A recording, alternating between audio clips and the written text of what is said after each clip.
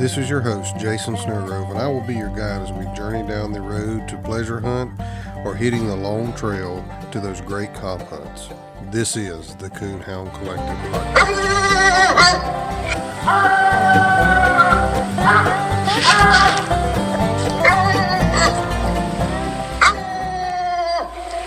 Hey guys, this is Jason over at the Coonhound Collective podcast. I'm here today to tell you about one of our sponsors, Conky's Outdoors. Whether you need a few dog collars or the whole setup, they can fix you up. They have a wide range of products from hound hunting to fishing. My friends over at Conky's Outdoors can help you out. You can order online at conkysoutdoors.com. Call them at 904-692-1568, 904-692-1568, or if you're in the Hastings, Florida area, go by and see them. Again, that's at conkysoutdoors.com because we support people who support our way of life. The breeding of the dogs is the key element is knowing what you're breeding, knowing the characteristics. For example, if you've got a dog that has a bad characteristic or trait that you don't like, don't accentuate the negative by breeding to another dog that's got the same problem. And you're just going to have double the trouble. You know, sometimes you can breed some things out of dogs. Some of it can't be. You know, it's just like what's going on in our country today. You ignorant to the fact can be fixed. If you don't know, you just don't know. So you can be taught or trained on that. But stupidity can't be fixed. I mean, that's something that's, you know, if it's just stupid, it's just stupid. One thing I might add while we're talking, first of all, most of us coon hunters don't have enough property on the hunt. We have to depend on other people, landowners. We need to respect that. We need to respect the landowner. What hurt us around here, a lot of places, and I hear the same story, a lot of places you go, people throwing down trash, people not respecting, maybe tearing down their fences. If you cross the fence, go under it if you can. If you're climbing over and you break a loop, fix it back for them. If you have to, go back the next day and fix it back. Go to a landowner and offer to help. Be wise enough to know that something I can do to help mow the grass or help fix a fence or whatever the needs are. Help haul the hay if they need hauling the hay to the farmer or whatever you can do to help out. And you know, all good things in life don't come free. Somebody's got to do something to earn it. And sometimes we need to earn the right to be able to hunt on somebody else's property that we don't own. Those excerpts are from the interview that I've done with Mr. L McSwain today. There's a lot of nuggets to pull out of here. Those are just two of many. I hope you'll stay tuned to the end and pick up on any nuggets that you hear today from this story. Without further ado, here's Mr. L McSwain, the Flint Rock Coon Club, the Flint Rock Baptist Church, and of course, his hunting supply and feed store story. All right, guys, thank you for listening to the Coonhound Collective podcast today. Today, we have a guest that was actually brought to me by one of y'all listeners out there, Nicholas Blanton. I would appreciate you sending us a message through the Coonhound Collective Facebook page and putting me in touch with Mr. L McSwain. Mr. L McSwain lives on the eastern part of the United States, and we're going to get him on the telephone here in just a minute. Stand by.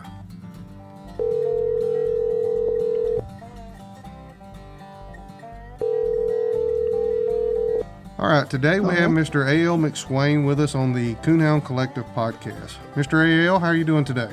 I'm doing fine. Thank you for asking. Mr. L, won't you go ahead and tell us a little bit about yourself, where you was born and raised, and what kind of dogs and how you got kind of started in the coon hunting business? Okay, well, thank you. I appreciate this opportunity, and I've been reading up on your podcast and your information, and hadn't heard about you until you'd called me, and somebody had told me about you from South Carolina. I've got one of my puppies. And it looks like you're doing a real good professional job. Wow. Anyway, my name is L McSwain, and I've been around for a while. I'm probably old as dirt about, but I started off at a very early age, about 70 years ago, possum hunting. with a neighbor down here. We had very few coons in those days, and we didn't even have a coon season as far as axe, gun, and saw was prohibited. And all you could do was you could have 20 coons in a season if you could catch them and tree them, but you couldn't use a gun or axe or a saw. But anyway, before I knew that, I had a relative down the road down here wanted to go possum hunting one night. Well, that intrigued me because my dad had hound dogs we rabbit hunted with, and I went with him rabbit hunting. And we had an old dog, is a red dog, had some red bone in him, but is a crossbred. He had a little white in his chest. And anyway, he wanted to trail a lot, cold trail in the morning while we was rabbit hunting, and get on a possum trail, and he'd trail it to the den in the ground, or we'd try to dig him out, or he'd get to the tree, but he wouldn't tree. If there's a nest in the tree or den tree, and he would get there, and he'd start backtracking. So Dad always told me that, so I was intrigued by that, and it ended up that I dug out a couple possums, and that intrigued me. And then this cousin down here wanted to go possum hunting one night, and that's back in the day that we only had kerosene lanterns, and it's cold as it could be. And he went up to his father-in-law's farm, apple orchard, and he had a elderly gentleman, a black gentleman up there that liked possums, liked to hunt them. But I didn't know it, but I think they both wanted a little something to drink to kind of keep them warm on the inside. That's just my reflection. I don't know that for sure, but I think that's what it was. But we got out, and we didn't do much, but that interested me, taking a dog, catching a possum, and seeing that done in daytime. Well, when I was 8 years old, we had a registered red bone, and then that red dog that I was telling you about, the cold trail. And so I told Mom and Dad after going with him, I'd like to go possum hunting. And Dad said, well, they might run rabbits on you. I said, yeah, I know. So we just, back then, we let our dogs just run loose. Most of them just stayed under the house. It wasn't underpinned. And, of course, that time we just had outside John, and we was well off. It was a two-holder. Most people never had but a one-holder. But anyway, I just grew up in the country and a little farm out here, and we was poor, but we didn't know we was poor. We thought we was just happy as we could be. So anyway, I took off and went possum hunting with the kerosene lantern and 2-cell flashlight. Got over there, and the old red dog, Pluke is what we called him, he had struck, he was trailing out through the woods, and what had happened to him, them dogs, as I said, we fed them under the house. I mean, we fed them. They still lived under the house, and they'd come outside and eat. Well, we would clean the rabbits, and they got the innards of the rabbits, and we killed hogs on a regular basis and sold pork to the community. And back then it was legal. And anyway, the dogs got a lot of the scraps. So you come outside to feed them and give them something, and they'd, like Jerry Cloud say, you throw it out there and one of them done grabbed it and swallowed it. The rest of them got in the fight because they didn't know where it went. So anyway, that's pretty much what happened to him. And they got a hold of him, and it broke his front leg, and he kind of walked with a cripple part. So he wasn't fast on what I'm saying on the track. So anyway, we trailed back out through there, and the big registered red bone Buck, it was his name. He was out running the rabbit. And old Pluke trailed that thing up to the tree, and he started coming back toward me. And so I was trying to keep up with him, and me at 8 years old and carrying the lantern and the flashlight. And so I happened to get to the edge of the woods and met him coming back. And there wasn't but one tree on the edge of that pasture, and it's a persimmon tree.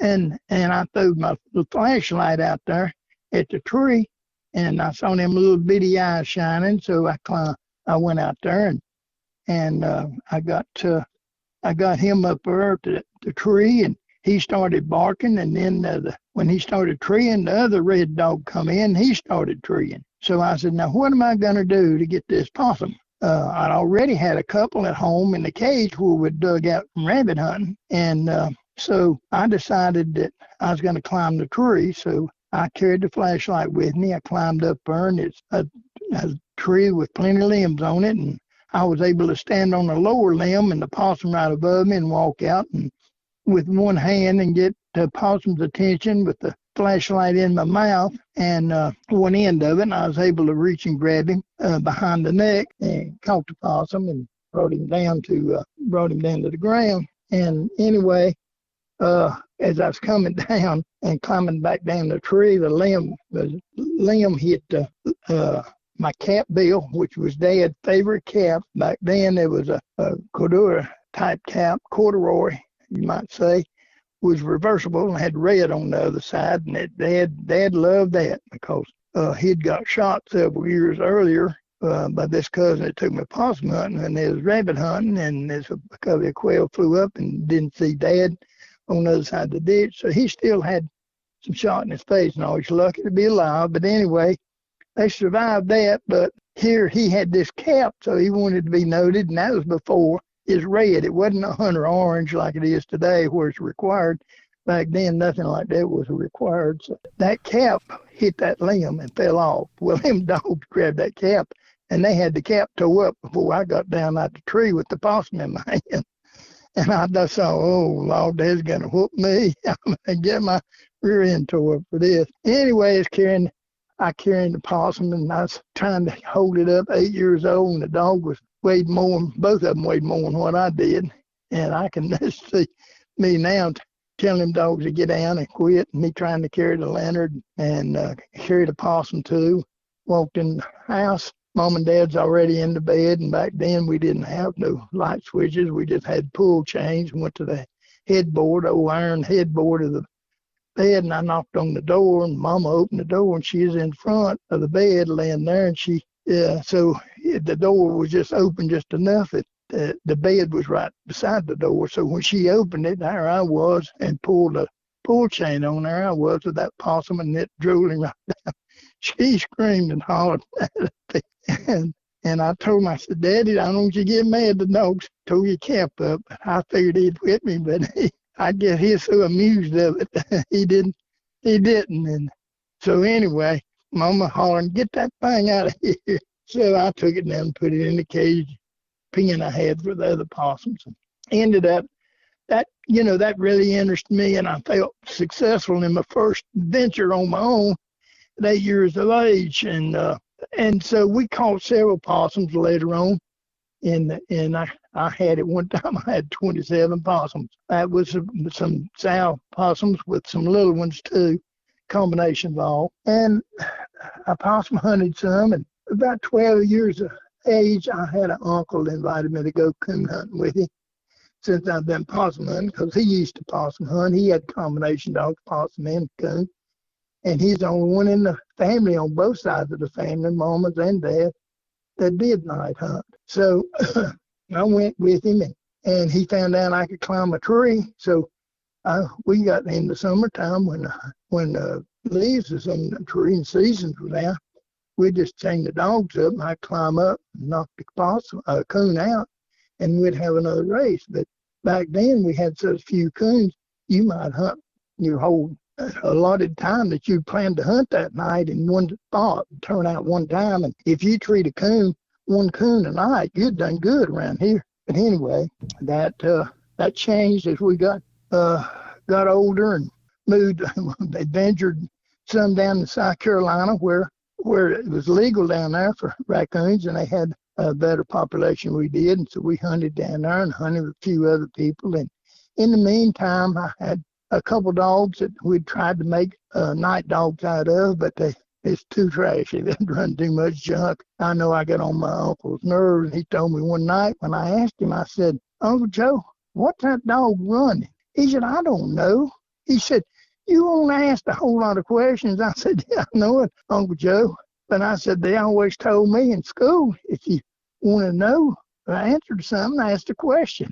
He said, well, it could be a peanut or a Malmo or pinochle as far as I know. Well, I didn't know what he was talking about then, but, it was hilarious when I got to thinking about it before, really humored me a good bit. But anyway, he taught me a lot about possum hunting and night hunting, and we still learning a lot about the coon deal too. So I used to climb the trees a lot, and I have seen some real challenging things and experiences hunting, but maybe I'll get a chance to tell that later. But anyway, I did, back then, we had agriculture class, and I was starting into junior high school, which is called middle school now. And Mr. Sharp had taught my dad and my brother in agriculture, and they found out that I had possums. Well, he always had, back then, there's a lot of people around here, or several people possum hunted, and he had what they call a possum supper, and he'd do it for the whole community that wanted to come, and we used it at the school.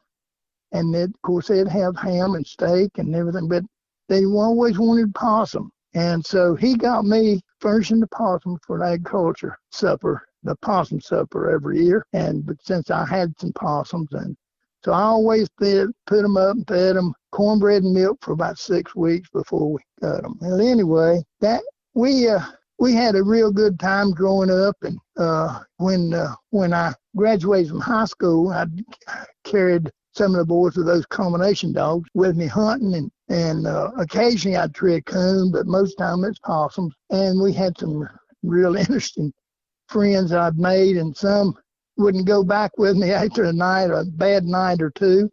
But anyway, the class always called me Poss, nicknamed me Poss. And they went to get me graduate, and they called me up senior class in high school. And the class officers had made me a possum sack, and they had told me they was giving me that as a graduation present for me to put all them possums in I'd planned to catch after graduation. So anyway, a little bit to that story. It's ironic how God had blessed me, and I've been able to meet so many people and travel so much and do a lot of things in the coon hunting world, and things changed. And later on, I thought maybe I was pretty athletic in school and football and baseball, and I thought maybe, they get a little recognition there a lot of times. And anyway, it must have been 40 years after we graduated. I'm thinking now the dates, but I think it's about 40 years. We had a class reunion, my 51st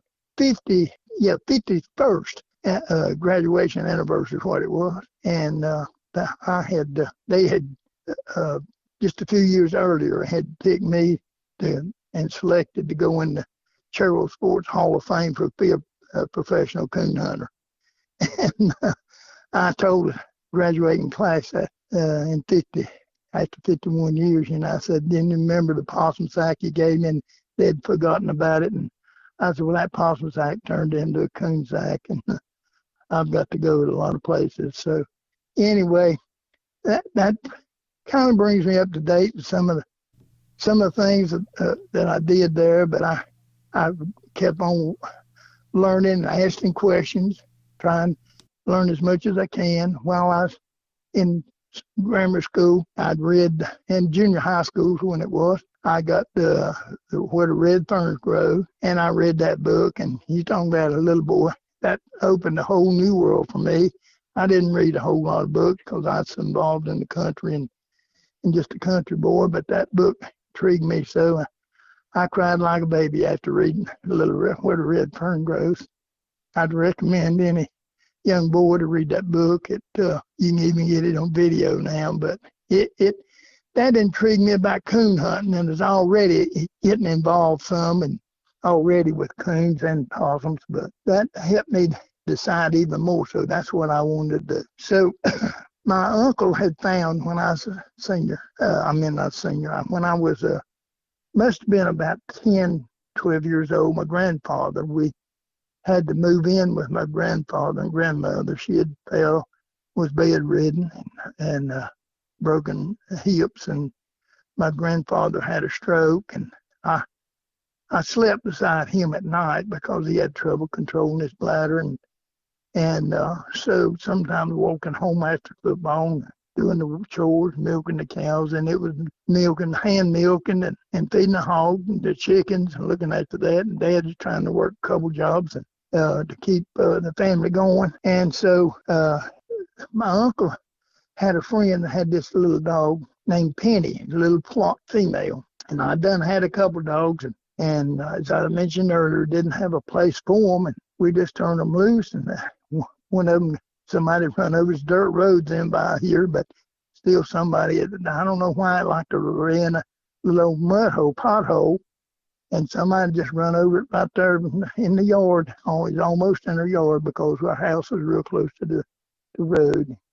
Anyway, I had a couple other dogs, and it didn't pan out. And here, this little dog was a pretty good little dog, and he decided that his wife didn't want him out hunting anymore at night. And I'd been with him coon hunting a little bit, and that Uncle Joe's dog just treed a couple coons, and this little Penny, she had treed several coons, and he said that he's going to sell her for $35. Well, I thought, Lord, have mercy. How in the world can I come up with $35? Ain't no way in the world. But I sure would love to have her. And so Uncle Joe would told my dad about it. So Dad went into my grandpa.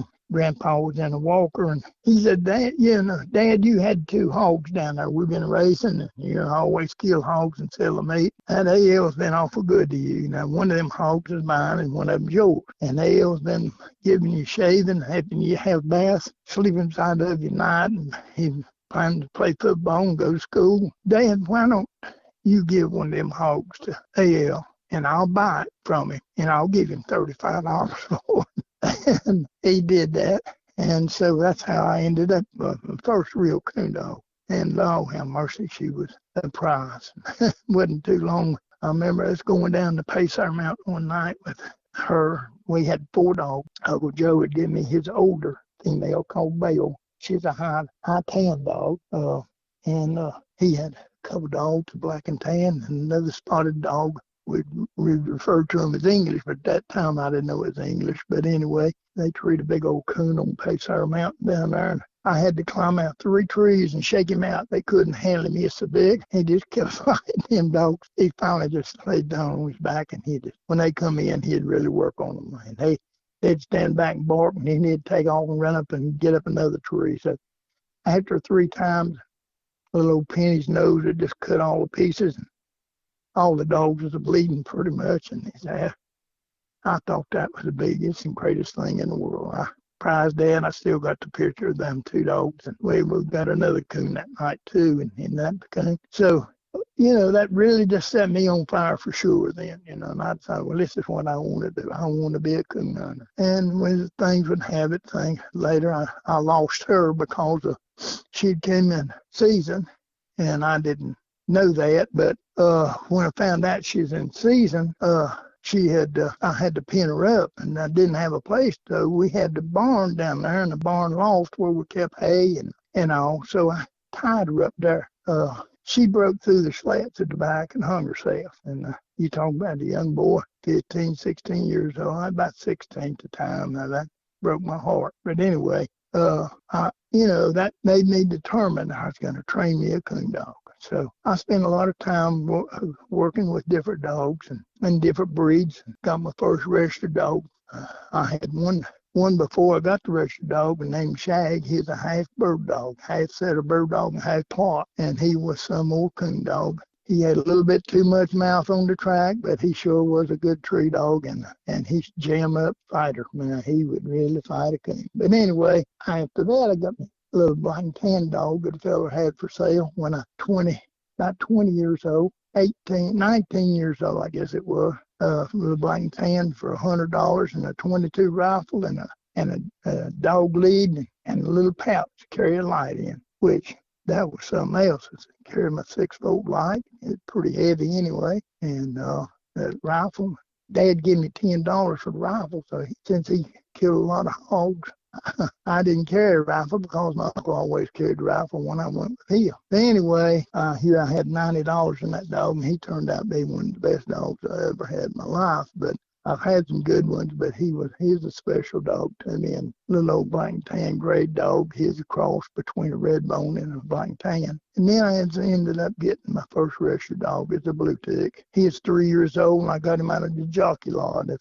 some of you might not know what a jockey lot is, that's where there's all-time trading dogs. We had a lot of dog traders around in the country, and from tree dogs to fox dogs, rabbit dogs, squirrel dogs, whatever, just house dogs. Anyway, I got the first registered blue tick, and he had never been trained and been broke, and he'd run anything about put his foot on the ground. And I had to break him. He's cold-nosed. He about freeze you to death. He's the coldest nosed dog.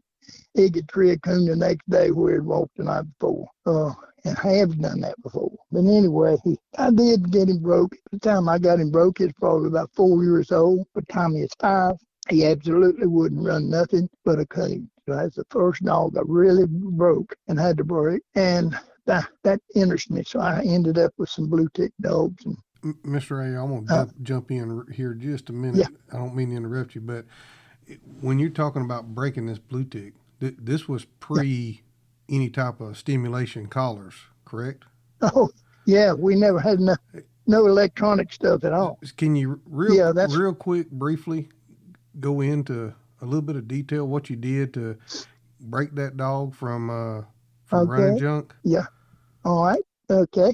What happened was I was hunting over here on a creek called Buffalo Creek one night and turned him out. He went up through there, up the creek, and it's not real deep, but it's a pretty good sized creek. Some people call it a little river, but he went up through there and he struck and run up there, and I knew he wasn't running right. The other dog wouldn't run it that I had with him, even though it wasn't much of a dog, it wouldn't run it, and he was running that thing fare you well, and he usually didn't run it like that. So he's coming down side the hill, and there's a path going up through there, and I guess there's a regular path that the rabbit travel. So I stepped back right at the edge of the woods line there and some weeds, and they come by me, and I jumped out and hollered at him and caught him. Probably people wouldn't like to hear that, but I give him a thrashing. He needed it. He deserved it, and it scared him so bad he about wet all over himself. And when I broke him off that and scolded him and talked to him real rough, like, I was disappointed in him. That I didn't have no problem with that. So from after that, when I broke him from that, I broke him from everything. And the only thing he run the rest of his life till I owned him, until I sold him, until when I started a kennel with Lee Dedman, played basketball for University of North Carolina, and went on to sign the pro contract with Utah Stars. And he is from Maryland, but his family was raised down here next to us. In the summer, he'd spend the summers down here, so that's how we got to know each other. He wanted to be part of that kennel. But anyway, we did that. But before I sold him, I used him for a strike dog. I hunted down South Carolina with a fella named Neil Whitworth in my early 20s, and he was running one night, and he had walkers and some of the sailor bloodline, and the dog treed in the bank next to the creek, right up in the bank, and old Rock was up in there, the blue tick and the walker, and we got in there, and Neil said, "Oh my heavens, that's a skunk. They done got a skunk." And I said, "No, Rock won't tree no skunk, Neil." "Yes, they are. I smell it. I said, "Neil, I'm telling you, Rock is straight. If another dog's running trash, he'll tell them." So he said, "Well, there's a skunk in there." I said, "No, it's not." I got up on top of the bank up there and went to dig and found a little crease in it that I could break through. Dug the dirt down, got behind the coon, and got him with a stick and got his attention. The dog was able to run in, grab him, and pull him out there and fight him. I'll never believe that. Neil, bless his heart, gone on, passed on, but he told that story for 40 years. That he said when L McSwain said he had one broke, he had him broke. He said he knew his dog was better than I did. Yeah, well, so, anyway. I wanted you to tell that because there's a lot of shoe leather went into breaking a dog back in the day before the electronics we had. When I started coon hunting, I didn't have a tracking system or any type of electronics. My parents didn't care that I went, but they wasn't going to spend that kind of money. And I was competition hunting until I was 17, 18 years old and I didn't buy a system. I just bought a collar that went with the old Yeah. quick track system that somebody could track for me if my dog got lost. Yeah. But I wanted you to tell a little bit about that, because Okay. a lot of people don't realize when you say you broke one, it wasn't with a collar. You was out there with the dog in the woods, putting the time in with him to get it figured out. That's right. Well, thank you. And you're right. And I just take it for granted. But another thing is that the rock dog I was talking about, the blue tick, was so cold-nosed, and he'd get off on a cold track, and everybody's ready, impatient, wanting to go home and quit. And if you just leave him there, he'd track it up. But good gracious, he'd get cold, he'd freeze you to death. Other dogs, that little buck dog I had to bring him, couldn't smell it. So what he would do was, what I would do, I got me a horn, a cow horn, sawed off the end of it, hollowed it out, and then I taught him to come in from the sound of the horn. I'd blow the horn for him to come in. And fox hunters used to do that, what they called I believe they had a magazine called the horn, something about the horn. I forgot what the name is now. But anyway, that's how I was able to train him to come in. But, he's a little hard-headed. It took him a while, but sometimes it'd take him a while to get in. But I'd get him in with the horn. But when he was doing something wrong, like you said, you had to run them down. And I was young, and I had good legs and fairly well fast enough. I've had to run down dogs. I remember the first time in South Carolina and got into some deer. We didn't have no deer around here then. And I had to run down a couple of times, run dogs down on deer. And you just got to head him off. See the direction he's headed and try to pull your vehicle around to get the closest road and try to get in front of it. And then you take off.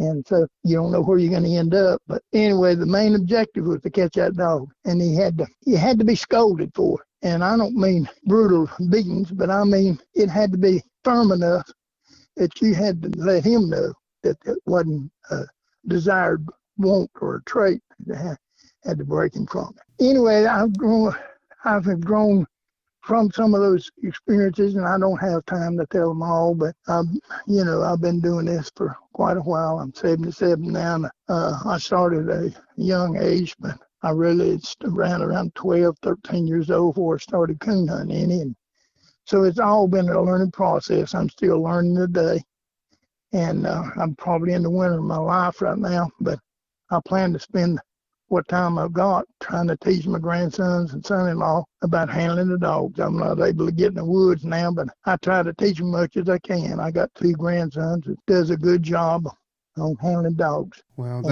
that's what this is about, is to relay some information and preserve history of our sport. That's my goal with this podcast. And just like that little tidbit, I want people that never experience not hunting with electronics to understand what it took to get out there and to work a dog back in the day when you didn't have those things available to you. Hey guys, this is Jason over at the Coonhound Collective podcast. If you're thinking about swapping to a different dog feed, give my friends a look over at extremedogfuel.com. They carry 2 different lines. They carry an elite and a professional. The professional has corn, wheat, and soy in it. The elite does not have corn, wheat, and soy.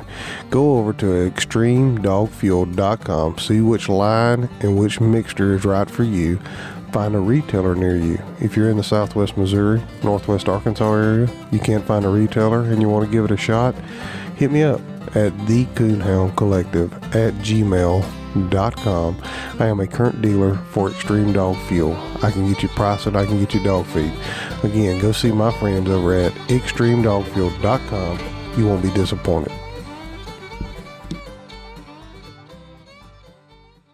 So, going forward past that blue tick, when did the kennel actually start with the English dogs?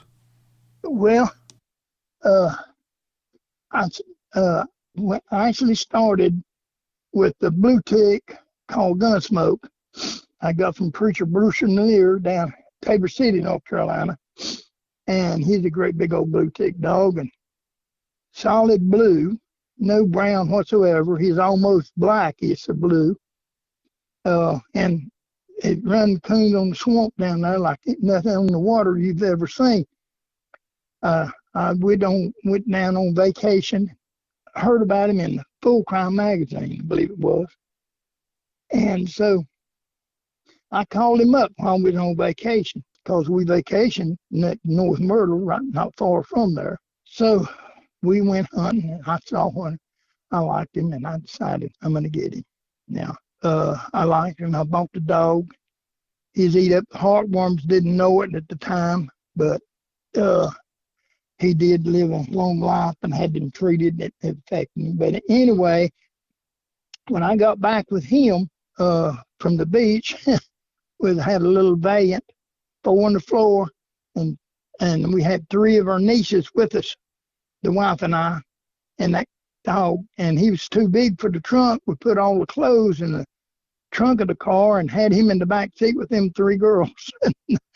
And it's so big, he could top of his back would almost, and head would touch almost the roof of the car when him standing in the seat back there. So anyway, we got him home, and Lee Debman and really wanted to do something, getting ready to play. He'd brought his roommate Richard Tuttle from Kentucky with him, and Dean Smith would get mad at him sometimes missing practice to come in to go coon hunting. And here my wife had to stay busy trying to fill them 2 boys up. It's so big.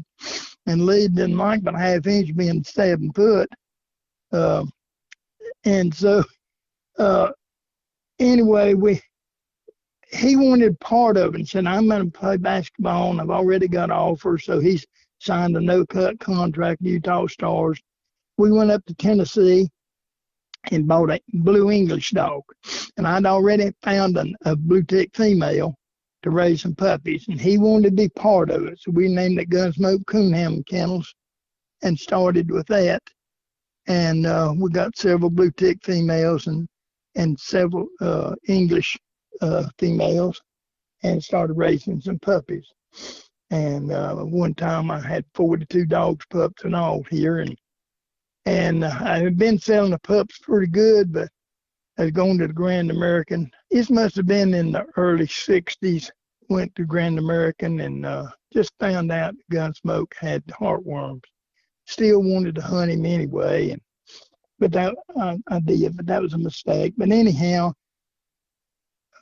we went down to Summerville, South Carolina, almost down next to Paris Island. Marina's going back to Paris Island, fell asleep. I had a brand new truck, a Dodge 4-door, 2-seated. I couldn't afford it, but back then that was the top of the line, air conditioned, and I mean it tops. I was able to get it because of the Coon Club I belonged to over at Langton that time. I helped organize. One of the hunters over there, Daddy owned Lockman Motors, and I was able to get it, and he let me get it for $100 over their cost. And at that time, it's the best I can remember is about $4,800 for that truck. That truck today would be over $60,000.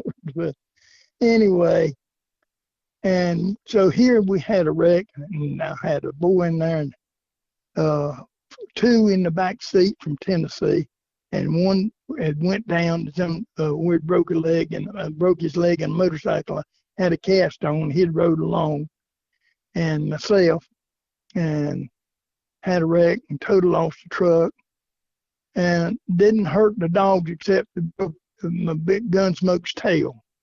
I guess he was standing up in that big box and slammed when I hit that power pole and broke it off. And anyway, we was lucky that, we didn't get, the Marine got hurt worse. He's in a little Volkswagen, and I ended up hospitalized with a concussion, and I was out 6 weeks, but that put a damper on my kennel, and here we'd had things going with the kennel, and that put me, so I was out of work. My wife was struggling. We got married. She was 16 and I was 19, and she never graduated from high school. And so she's working a little sewing plant. bringing home $55 a week. Well, here I was out of work. My job, I was working Carolina Freight, which is a trucking concern. I worked there 32 years and retired. But when I started down there, we were just making a little over $2 an hour. And here I had no income, and I was out for 6 weeks, and I was feeding them dogs and all them pups and dogs. And people was backing out on me, and I had parvo, went through, and I started killing some of the pups, dying some of the puppies off, and one thing and another. And people backed out on buying some of the pups, and here I was feeding them and the dogs, and it's taking the wife's paycheck, $55, $50 to feed the dogs a week, and that left $5 for me and her and the 2 kids. And so it got real rough, sticky around here. And there's some people made up and helped us out there for a little while, but it put some growing into me, and I'm real religious. I was real involved in church and everything, but the Lord just saw us through. We went through it for a reason. It helped make us stronger and better, both of us. But it was testing our marriage and the relationship because I'd put a lot of strain on it, and it's undue. But anyhow, that was a good settling point for me. So I had to be committed to what I was doing, to continue to doing what I was doing. So we made it through that time, and our marriage made it through it. Now we've been married. We just got through celebrating our 58 years of marriage. You know, I'm proud of that fact. One other time that I almost lost my marriage is one of the best dogs I ever had, and had to have. He got hit. We just finished winning second place in the PKA World with him, and boy was handling for him, and actually he should have won it, but there's a nest in it, and we was up on top of the bank along with the judge, and we couldn't say anything. The guide, and so when they got through shining time was up, they told him, says, come on up here, and it was almost 20 foot down, straight off, right, a ledge, like going off down to the bottom land down there. And we was almost eye level with that nest. So we'd done seen the coon, but we couldn't tell them. And he said, come on up here, we're going home anyway. The time's up, and show you when you get up here. So he showed them the coon, and he just raised up and looked at him one time, you know. But then he would have won the PK World. But anyhow, that we ended up second place, and getting him ready for the UKC World. And the 2 young boys, one from Tennessee, and another young boy would help handle dogs for me. They was hunting him one night, and one car come by, and he was crossing the road and broke him up real bad, and he ended up with several injuries. Had to amputate one leg, and eventually ended up, infection got in, had to take his shoulder blade out then, and he broke up the other legs. And anyway, it took months, and for him to overcome. We had 5 operations, $4,500 saved his life. Money I didn't have, and I had to put on a card. That was a testing time for our marriage. I almost lost my wife because of that. But the dog could give me everything he had, and I just felt I had to give everything I could to try to help him. And he survived it, and he was able to go out and tree a few coons for me.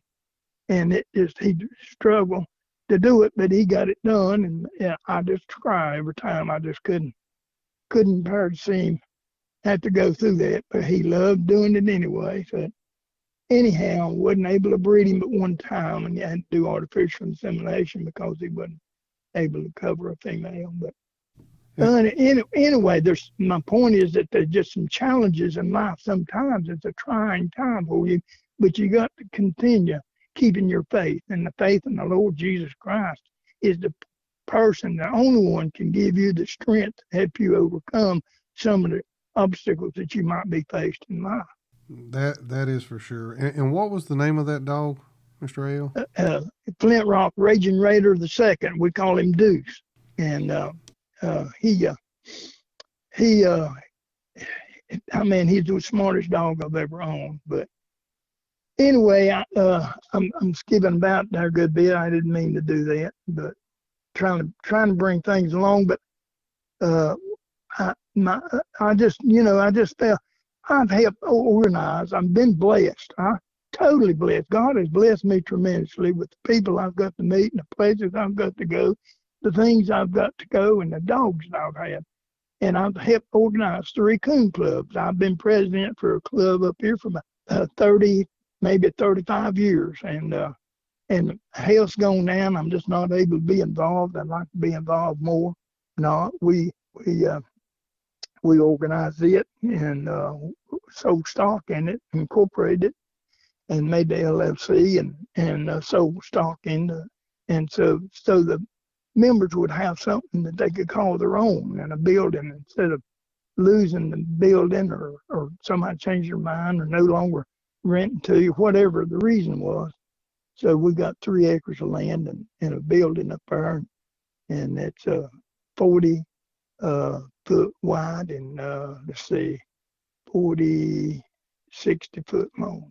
So it's a pretty good sized building. Sits on 3 acres next to a creek. And anyway, that's been a thing. The thing that you was talking about with young people, I've brought so many people along, my nephews and a lot of young people around the community. I always have, and a lot of people have looked at me and appreciated that. I've used a lot of young people to handle dogs for me because I had so many dogs at one time.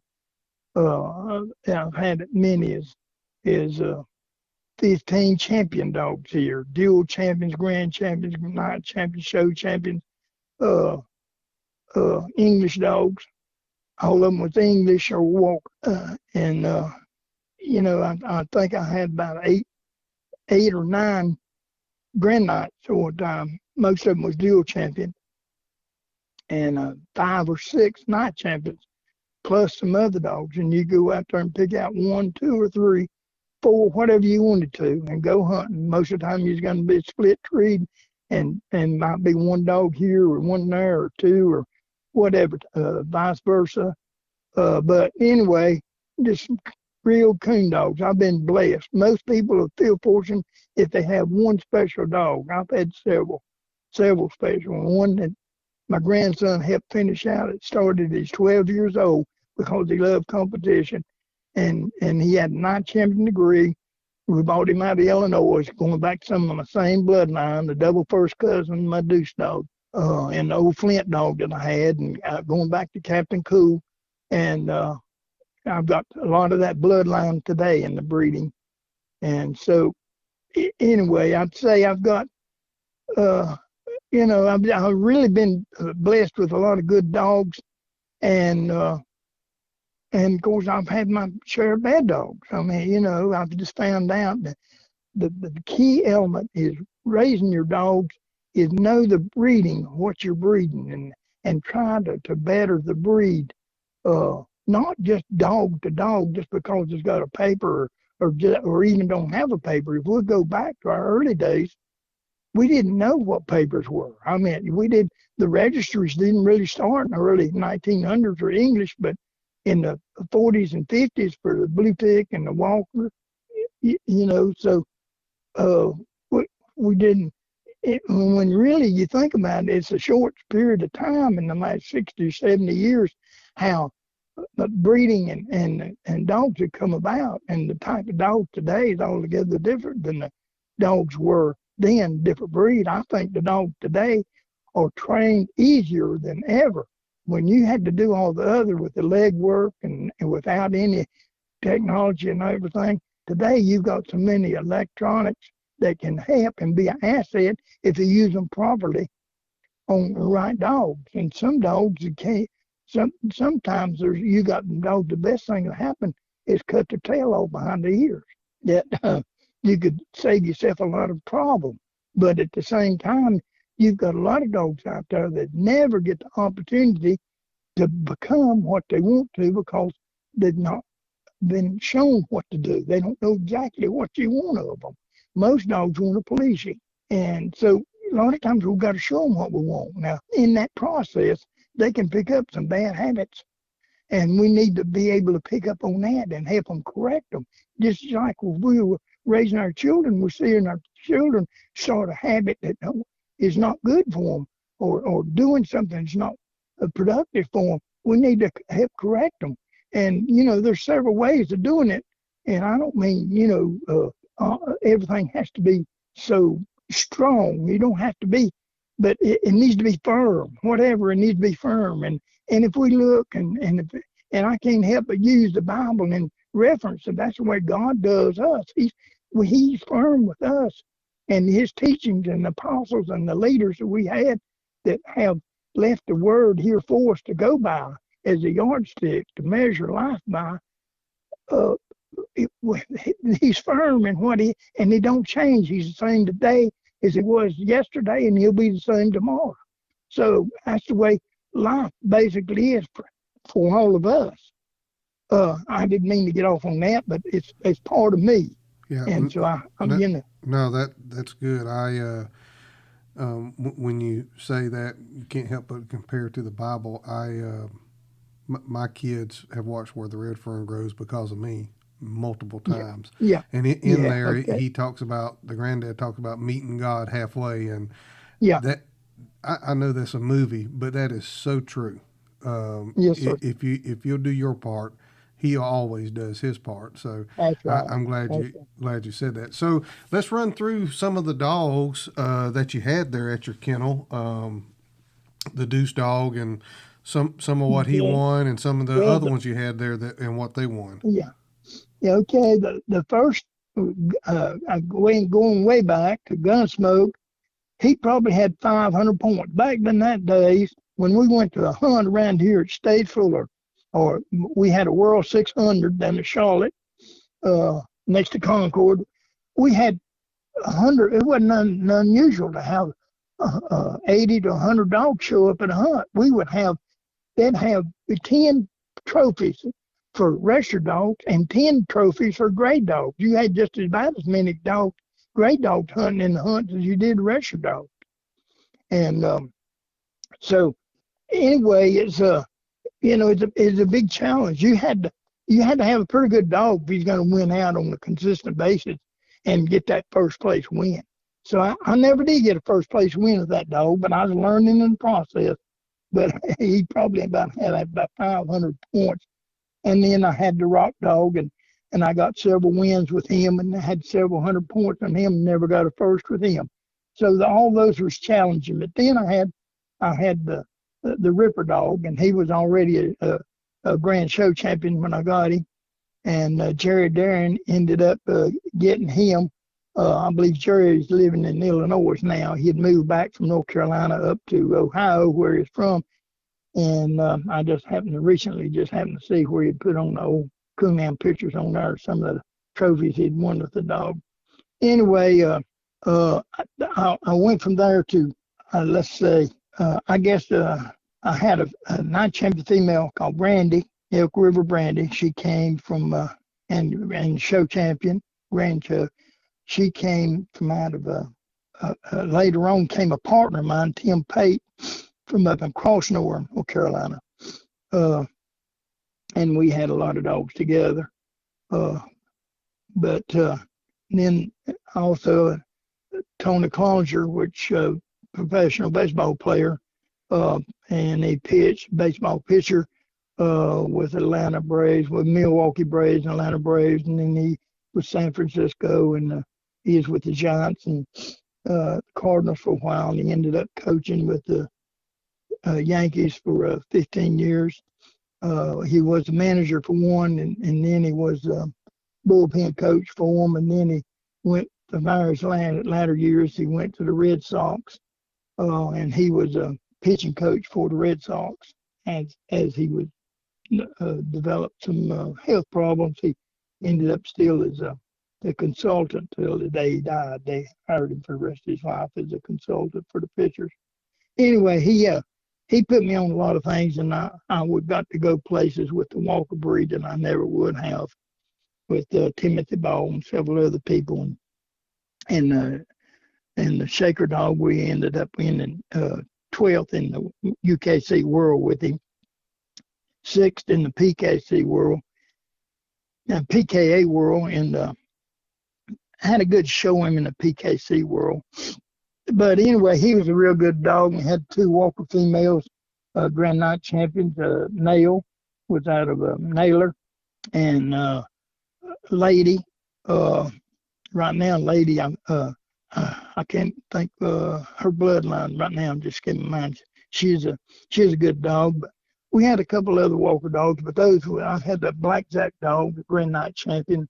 It's a pretty good dog. Got young boys hunting for him, and he got run over one night. But anyway, going back to the English breed with Flint, was out of Captain Cool and Grand Night champion, and I won Southern English Days with him. Had Brandy at the same time. She would won opposite sex Southern English Days, and then I had Southern English Days. Little Ann, she won opposite sex. Fancy won opposite sex. Champion. They both of those were dual champions. Queen, she won opposite sex at Southern English Days twice. Zeus, when he had more titles than the other dog, he is directly out of Roller, which was out of Smooth Talking Jed, which was another litter mate to Flint, and was out of Captain Cool. And a lot of my bloodline today goes back to the three champion dog, Grand Night champions out of Captain Cool was Rocky, and Smooth Talking Jed and Flint. But anyway, several of the females, I just can't call them all now, without looking at them. But anyway, I've got a room full of trophies. I gave a bunch of the bigger trophies because we have a church in the back of the store, and we just needed more room. The church is growing, and so, we had them sitting around on the pot-bellied stove and everywhere else, and that wall's full of plaques, and then I got plaques hanging all around the room in there at the top above all the hunting supplies.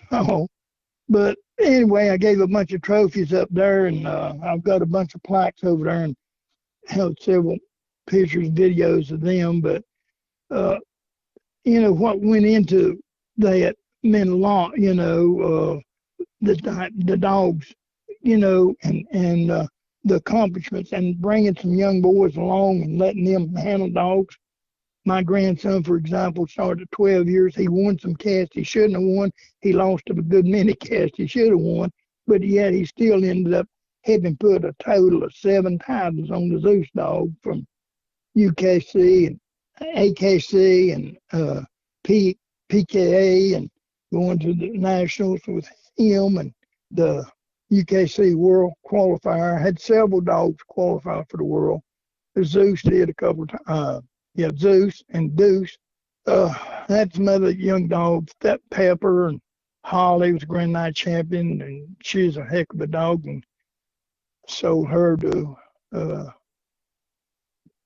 King up in Tennessee, Sevierville. Anyway, it's just hard to. So I had so many. I have to sit down and look at it. The bloodlines going back to. I know you mentioned something about some of the bloodlines. We went back to Thunder JR quite a bit. Bingo,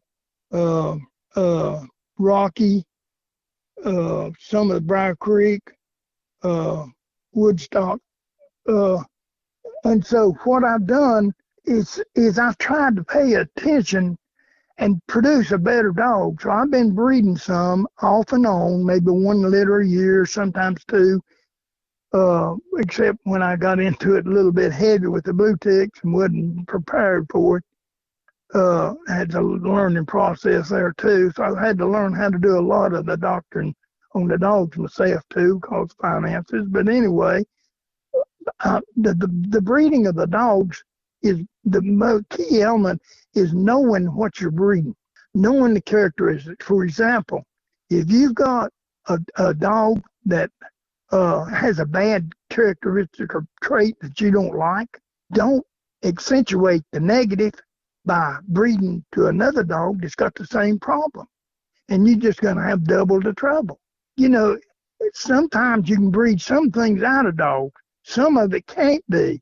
It's just like what's going on in our country today. You ignorant to the fact can be fixed. If you don't know, you just don't know. So you can be taught or trained on that. But stupidity can't be fixed. I mean, that's something that's, if it's just stupid, it's just stupid. And, I'm not trying to get political, but that's about where we're at today in our country.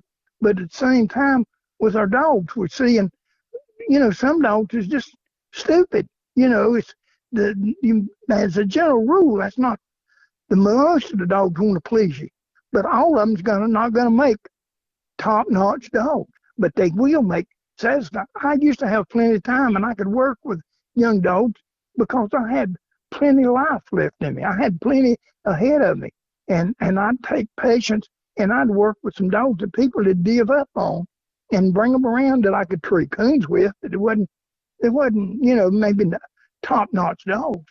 But as I learned from this, I learned if you want to get coon dogs, you need to be able to have coon dogs with the right genes behind them to produce coon dogs.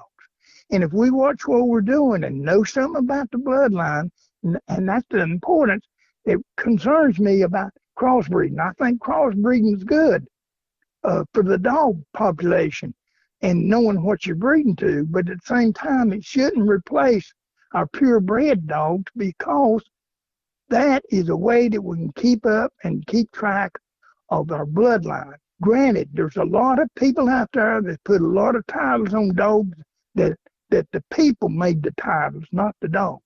And so you gotta know something about the dog. And the more you can learn about the dog and the quality of dogs and what you're breeding. I raised 2 litters of puppies this fall, and 16 puppies. Out of 1 litter, 9 puppies, 7 of them are treeing, and they're just 6 months old. I sold some puppies down in Dillon, South Carolina, to a man that hunted walkers that heard about my bloodline, and at 12 weeks of age, they're treeing every breath. My grandson got one 14 weeks old. I've got videos to show you this. 14 weeks old. Another boy down in Camp South Carolina got one 14 weeks old, treeing every breath. Another one, that boy was supposed to got, and anyway, it didn't get it. Another boy got it, and it's 4 months old and never had a pup in his life of no kind, no hound whatsoever. And that's what he decided he wanted, and he took it, and he asked me a few things. I told him a few things, how to show him what you want him to do, and got him interested. He got a coon hide and coon tail to start with, drug it for him. In 2 weeks' time, that puppy is treeing every breath at 4 months old. And the boy had never been around coon hunting, around dogs, and he just tickled to death. And so, most dogs do want to please you, and you want to show them what you want them to do. Once they understand that, then the training process is putting them in the woods. You've got to put them in the woods. They're not going to make it on the chain. They're not going to make it on the kennel, and they're not going to make it by wishing it on them. Once they learn how to do it themselves, they will become, most of the time, they'll become what you want to, or as close to. Maybe it's not exactly what you want, but they'll come close to what you want. Yeah, I couldn't agree more. Previous podcast I've done with a fella, he said, you're going to have to turn the gun smoke off and get off Facebook and get in the woods if you want a coon dog. Yeah. And yeah, that's right. I couldn't agree more with what he said there. Well, I think we covered pretty good there on the dogs, but let's talk real quick about the this is kind of what intrigued me about the story when a young man, Nicholas Blanton, reached out to me and gave me your information. You have a feed store, a dog supply store, coon club, and a church in the same building. Is that right? Well, I have a church, but no, the coon club is up at another property we have. It's not here. Okay. Now, we do have our coon hunts down here, what we call pound hunts on Friday night when the season's in. And we have a group together, and they pay in a little side pot, and then we go out and we hunt and disperse out 80% back to the winter it depends on the weight. We have had as many as 30, 35 people, and we split. We split at 25 and make sure that the winner's going to get at least $100. And I believe 37 is the next where we have a three-way split. But our numbers is not much now as before. We don't have as many hunters as we did.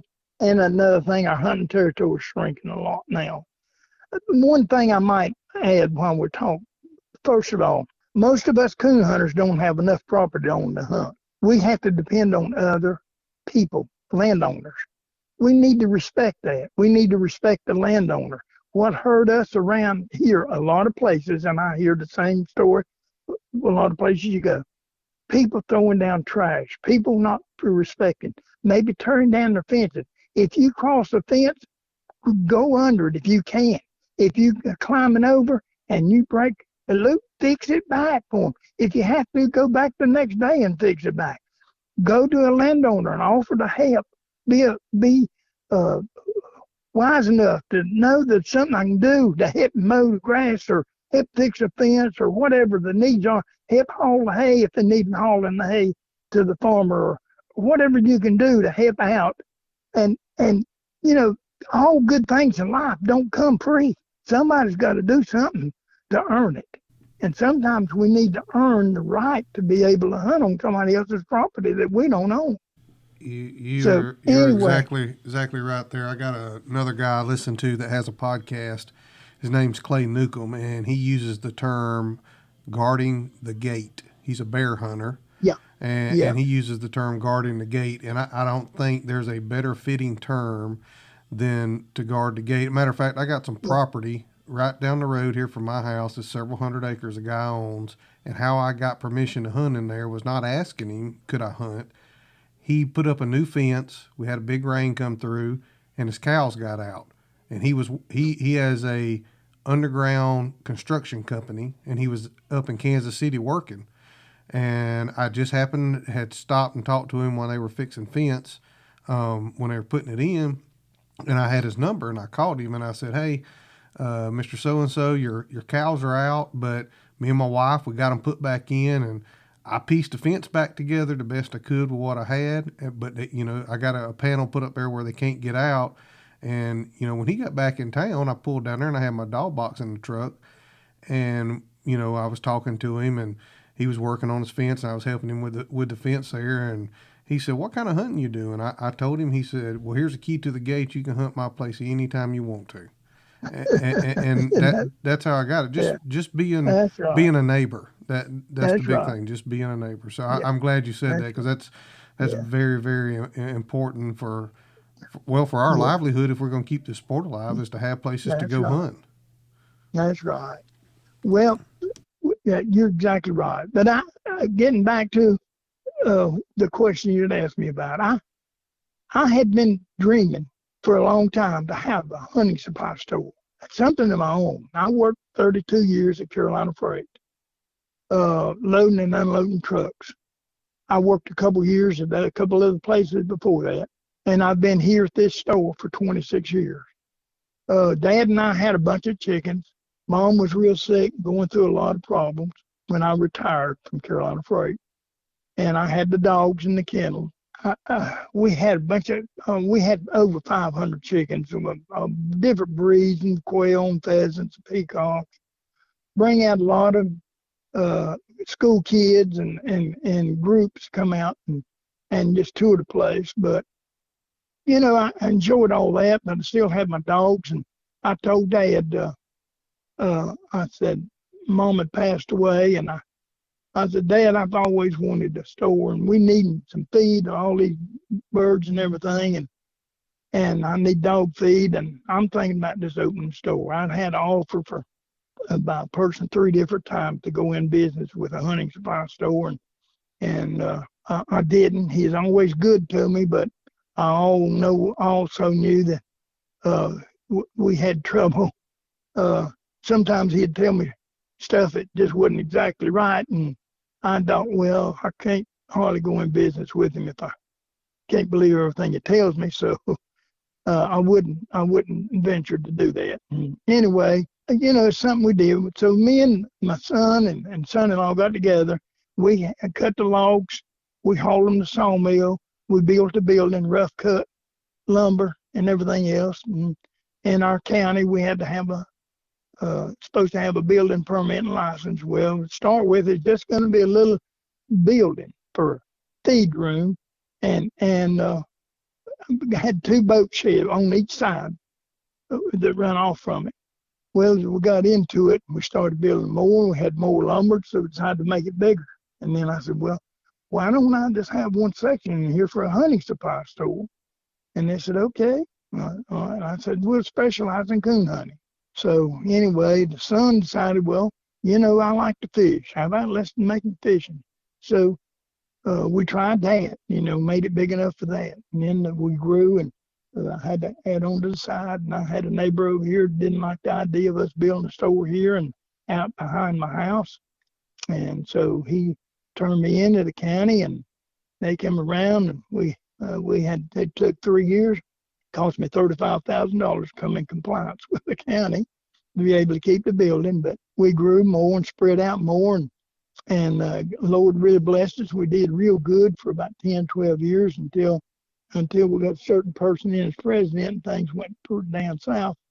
And anyway, it started improving in 2016, and it's been picking up ever since. But now we're in a little bit of lull right now, and hopefully we're going to get that corrected after this year.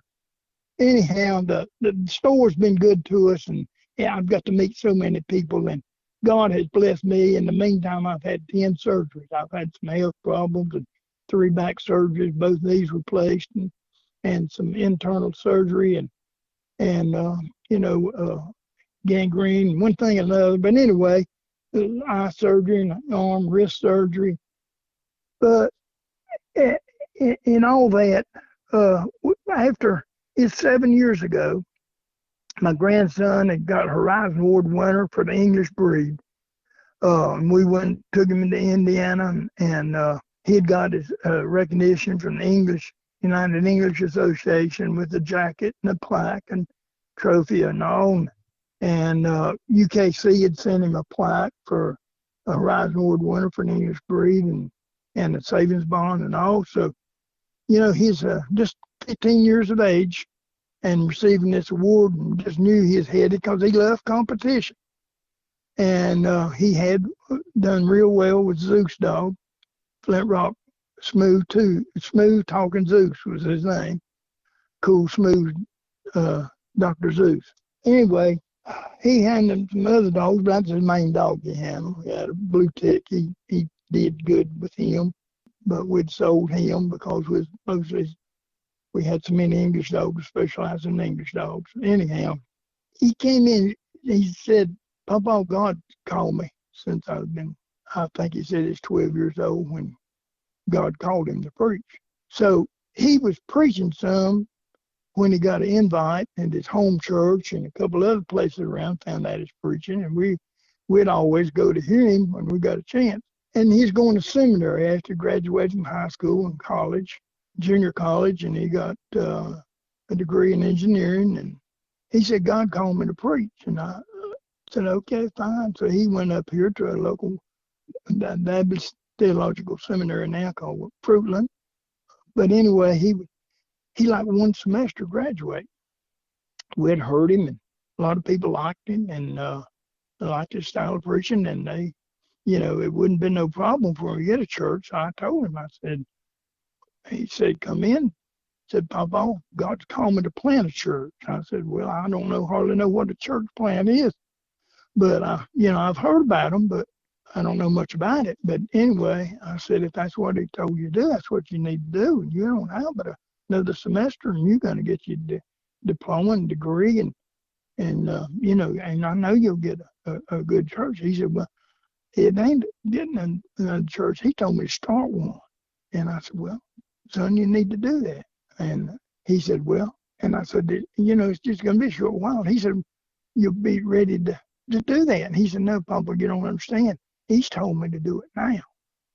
I said, well, son, don't you never refuse to do what God's told you to do if you know that's what he told you to do.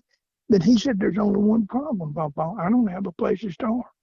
We used to have bluegrass gospel when me and Dalton was growing up, and we'd have sometimes 15, 20 people back here picking and grinning and having bluegrass gospel music, and we don't have that anymore. And the business is down with the store, so the whole back part of the store is not being used. I'd like to start it here, if you'd let me. Well, I wasn't going to tell my grandson no. I kind of almost phoned back, to think about it. But anyway, well, okay, son, if that's what you want to do. And so anyway, he told an associational missionary, and he came by and he looked it over and he said, this looks good, and took pictures of it and all, and he got your endorsement. And he says, now, did your home church the pastor offer for a couple of his members to come and help you get started? And he said, no.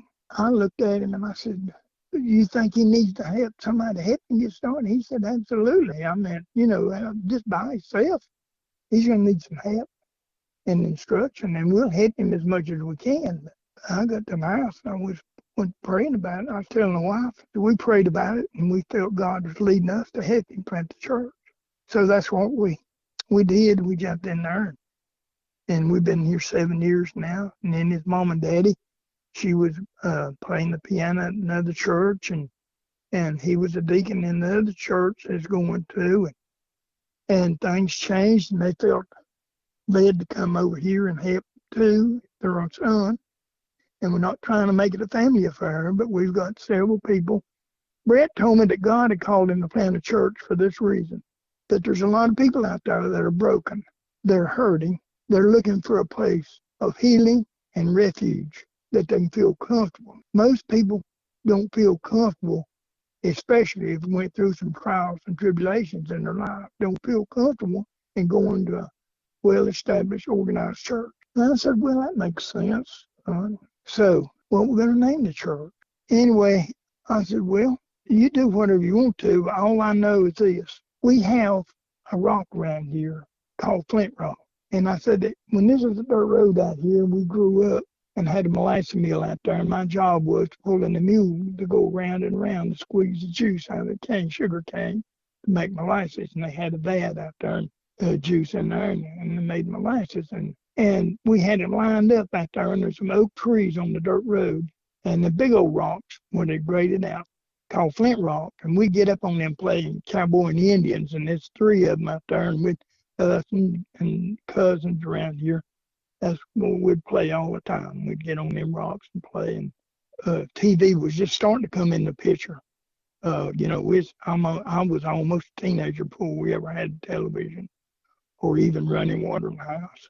Anyway, I said, that rock is real hard. I said, I used to plow this ground where this building's at, and there's a few of them in the ground down there. And when that point of the plow I'm plowing with the horse and mule, when that point of the plow hit that rock, it'd kick back, and the handles on the plow stalk would hit you in your side, give you a hip pointer.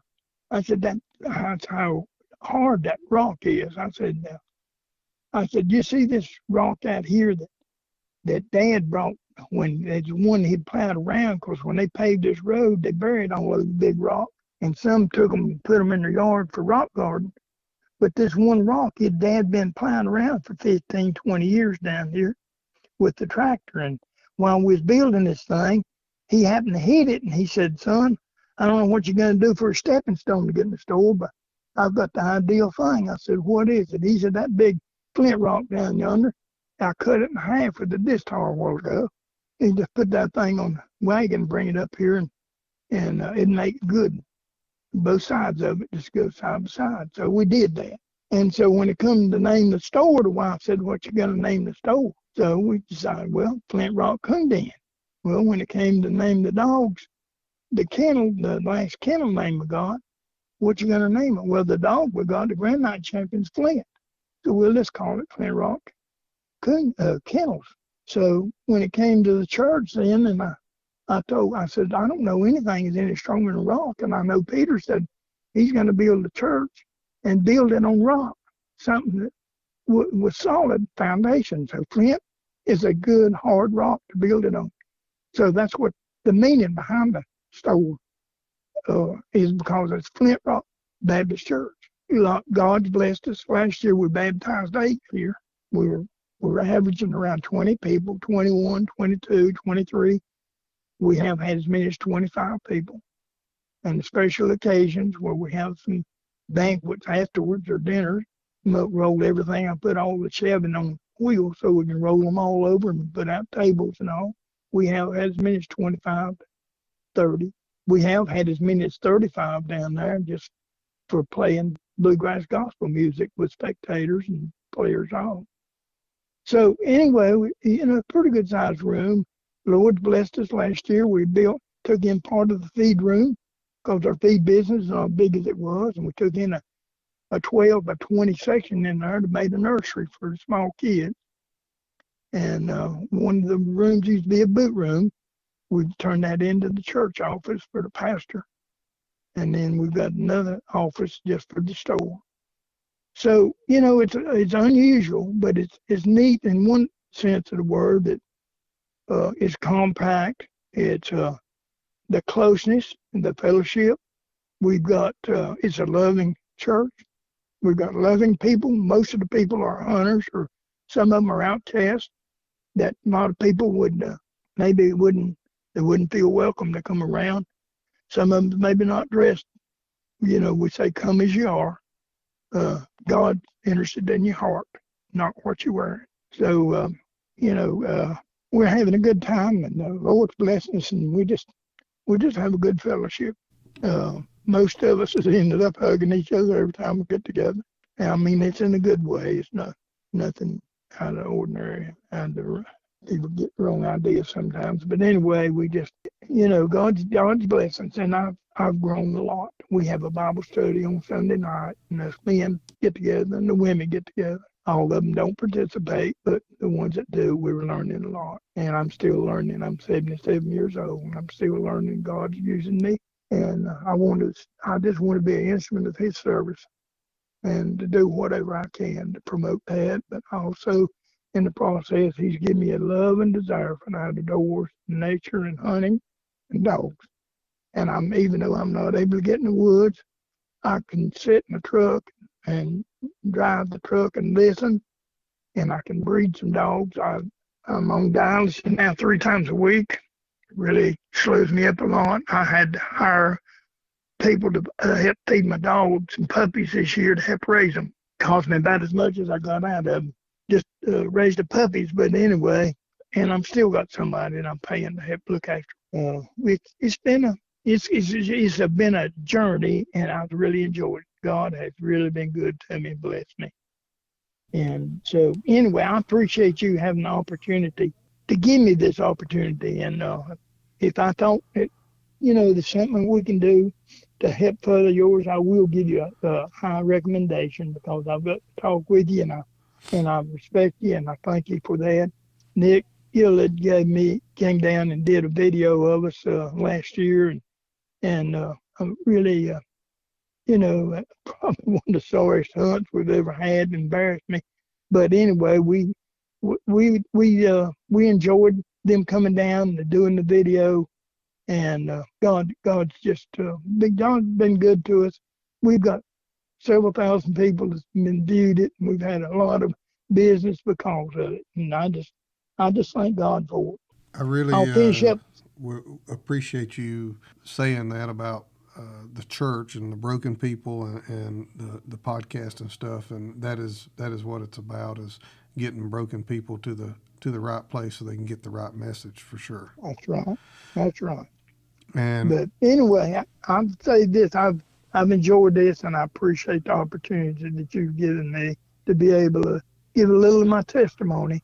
And I don't mean to go to running rabbits on you, but sometimes it's kind of hard. There's a lot of memories out there, and they'll come rushing back sometimes, and things will just slip through your mind. There's one other thing that you asked about, a funny thing that happened. I might tell that. When I was just in high school, I went down to my uncle's, which live in Bessemer City. It's only about 10 miles or so from me. And this dogs was running the coon down there. We had 4 dogs that night. No, excuse me. We only had 3 dogs because my penny dog was passed. I was running the Bell dog, and he was running the Joe Black and Tan and Bud dog. Where my uncle used to, aunt and uncle lived down there. There was an old silver mine. They'd drilled in the ground and trying to find silver, and left a big hole about 90 foot deep, and it was probably about 12 foot square. And they'd put timbers over it, but the timbers had fell in, and there was no covering over it. The dogs was running through there real fast, and you could, all of a sudden, 2 of them vanished. We just couldn't find out what happened to them. So we happened to walk up on the hill, and we could barely hear them faint barking, but it sounded like it's way, way off. Well, the female, Belle, was still running. We got up there, we could see where them dogs had skid for a good 2 to 3 yards, carrying leaves with them. When they saw the hole coming, they just couldn't get stopped. They running so fast. Both of them went off in there. Well, those timbers had lodged. One was about 30 feet down. One dog, the Black and Tan Joe, and the Bud dog was about 40 feet under those timbers down. And they just barking, and Bud just bounced every time he did, and he just scared to death he's going to go on down to the bottom, because it's a long way down there till you hear them gravel and little gravel and rocks fall in there and hit that water. So anyway, our lights no better than it was, is you couldn't hardly see that far down that hole. Well, Uncle Joe worked for a power company, local power company at Ralford Electric, and he took that power truck home with him at night, and he had a rotten tackle and ropes and everything on it. So he had to leave me in the woods, and I stayed there. There's a Japanese hornet nest on the other side and built in the stump in one corner over there. And they kept coming. We used a gas lantern to walk with. So I had to cut the gas lantern out, and it was dark. And I stand there with the dogs, and that coon had brought Belle by that hole or close to it till they got up on, realized that I was there up on that hole, because when she's coming, I'd turn the light on, and he'd make a move, and she came by there 3 different times trying to run her off in that hole. But anyway, she didn't, and she ended up getting treed way in there. Joe came in. He lowered me down, set up with some trees, and set up the pulley, lowered me down in there, and tied me off. I tied the rope around Joe, and he pulled him out by himself, and left me hanging. When he got him back, he sent the rope back down. Then untied me, lowered me down to Bud, and that was really scary, going under those other timbers above me, and him bouncing, barking down there, just knowing that he could go any minute, And God, it was kind of tricky to have to pull me back out, but to pull the dog out first and leave me tied off, because he couldn't pull both of us up at the same time. So they leave me tied off, and he got Bud out. And when they got him out, then they had to tie them dogs up there to a tree to keep them from going off anywhere, So anyway, he tied off and got me out. And that was an experience that I'll never forget. And I hope I never had to do that again. But this day and time, I don't know whether I'd have done that or not. But that was just, just young enough that it didn't matter. And there wasn't too much out there I wouldn't climb as far as the trees. It didn't have to have limbs to, it did need limbs, but I could try to just bear hug the tree and go up a lot of trees. But anyhow, that, I'm pretty scrappy, and I was young and small, and that's just one of the challenges that probably is a really mysterious how that things happen. But if you're writing a book, you definitely want to put that in it. And I just thought I might mention that. That's something else for sure. That could be hairy even nowadays with other stuff we have. But I know you gotta go, so you can tend to the store. I really appreciate you taking time. Real quick before you go, I got something I think just be fitting to go in here with this podcast that I felt like the Lord give me that the other morning, and I had it kind of wrote down here and wasn't really expecting to share it here, but I think with what you said about broken people and the church and stuff like that, I think it'd just be fitting to share here with you and the listeners out there. And if you're in Cherryville, North Carolina, right? Yes, sir. If you're in that area, make sure you go by the Flint Rock Coon Den Baptist Church there and say hello to Mr. A.L. Tell him you heard him here on the Coonhound Collective podcast. And I'm going to read this, Mr. A.L., and I know you got to go. If you have to go before I get done, just go ahead. But I'm going to read this real quick. It's short. It won't take me but a minute, and we'll close out right after this if that's okay. Okay. I call this the pursuit. Hunting's greatest reward is not the kill. It's all the work it took to make it happen, from picking out a pup, training a young dog, and all the things that go with that, even picking the right spots to turn loose. And all these things is where the hunt happens. It's in those times that we are in the full pursuit of the hunt, calculating, dreaming, and even doubting what we've done with our hounds. All these decisions must come to fruition in the right way. There is a risk involved. We can't be everywhere doing all aspects of this at one time. We must make a choice of where to turn loose, when to strike, when to tree, in this fair chase hunt we are on. If you think about it, there's a link here to God and all that. He created Adam and Eve, gave them everything and all the tools to succeed, and set them free to make decisions, just like we set our hounds free to hunt and pick the right track. Sometimes it's right on, sometimes they run off game, just like us. Even when we get off, God is still pursuing us. He is persistent in his love for us, just like us for our hounds and the sport.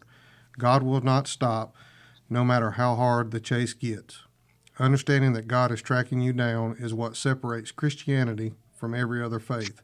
Being a Christian is not you hunting God, but him hunting for you through Jesus Christ. God knows what it means to hunt something you love, you. I hope to bring you great hound stories and interviews, but I hope to also have an impact that will change the way you look at our hounds and our lives and make it better in any way we can. And most important, to make sure you have a relationship with Jesus Christ. That's what matters in the end. I just felt like I should share that, Mr. A.L. I think what y'all are doing there is great. I think your grandson there is right on with the church and getting the right people in the right places for sure. And like I said, I really appreciate you taking your time to do this with me today. That's what I wanted to do with this podcast, is capture history, stories, and adventures that people's been on. And in the end, make sure we're pointing people to Jesus. Well, I think, and one thing I'd like to remind you of the Randy Leonard family. Remember him in prayers. Randy's only 53 years of age. He's won, I know, 2 world championships with Awesome Dog. With a lot of bloodline I've got from Awesome. Also, John the Baptist, I got some of his bloodline down here, my dogs too. And he ended up with COVID, big, strong, stout guy. You'd think nothing could ever happen to Randy Leonard. And I don't know how many champion dogs, and he was one of the premier dog handlers in this part of the country. Passed away Sunday with COVID, and they did everything they could to try to save him. But anyway, yeah, and I'm glad we never know. I'm glad you mentioned that, because I actually had somebody text me yesterday telling me about Randy and his son Cody, and said that that's right. Now's not the time, but at some point I'd like to try to get Cody on here and talk about his dad and their hunting adventures and stuff. I think it'd be real good. Yeah. So if you're out there listening and you know him or don't know him, remember Cody Leonard, and his dad was Randy Leonard, in your prayers. And there are going to be some different times coming up for them that they're going to have to adjust to. So we definitely want to do that. That's right. And Cody's mother just died 2 years ago with cancer. So now his mom and dad both gone. He's just a young man. Yeah.